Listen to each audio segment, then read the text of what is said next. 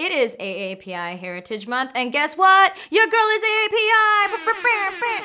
You know, I grew up all over the world because my dad is military. So my experience of being Asian was sandwiched between being the minority and being the majority.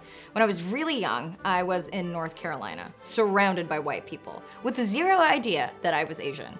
The only signs that I was different were my hair color was jet black compared to everyone else. My mom would scream if you didn't take your shoes off in the house, and then she would chase you with the slipper when you were bad. And there was always a rice cooker on, full. Rice with every meal, always, forever.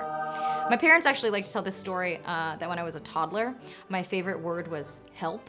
So they would go to the grocery store and I would just scream all the time, help, help, help. But because we were the only Asian family in North Carolina on the military base, everyone would see this and kind of be like, I'm pretty sure that's their kid, I suppose it's fine. After spending years bopping back and forth throughout the South, I then moved to Japan and then Hawaii, where being Asian was actually the default and the majority. And I was surrounded by people who looked like me, but was just very distinctly other in my behavior. It was a kind of a contrasting and disorienting experience, you know, to be distinctly other in America because of the way I looked, and then distinctly other in Japan by the way that I didn't conform.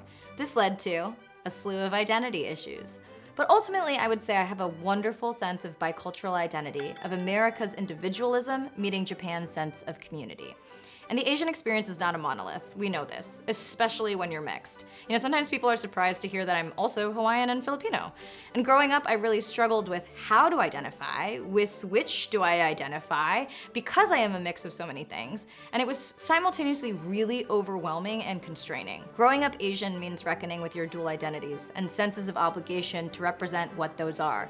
And then figure out what those mean and how they define you. And usually, growing up Asian in America means that for a time, you will probably hate yourself. I have definitely hated the way that I've looked. I've hated my heritage. I've hated that I wasn't white. And I have resented for a long time that I even have to spend so much time and energy thinking about racism. The privilege of not having to think about race is so envious to me. I moved back to California when I was 16, and I remember it was so weird to encounter racism for the first time, because I just spent a decade in places where white people were rare or were bullied. And my first day of high school in Temecula, Chaparral High School, you're terrible, this guy actually spit in front of me, and he said, "Go back to China, chink." And because I spent so long sheltered from this, I laughed at him. I was like, "Oh, honey, no, I am Japanese." I really pitied that he couldn't tell. I thought that was so embarrassing for him. The joke was on me, because, you know, throughout the next decade, I became acutely familiar with the racism that is prevalent in the United States and in Hollywood. But struggles aside, this month is about celebration. This month is about appreciating all the things that make growing up Asian unique and wonderful. Having a dad who forced me to watch so much harem anime, having a mom who would beat my ass in every Nintendo game, having family all over the world and getting to experience their language, cities, food. Growing up Asian has given me a gift, a community, a sense of identity, one that I cultivate on my own terms that's unique specifically to me. It's given me a rich history, beautiful cultures and languages, and so much to identify with.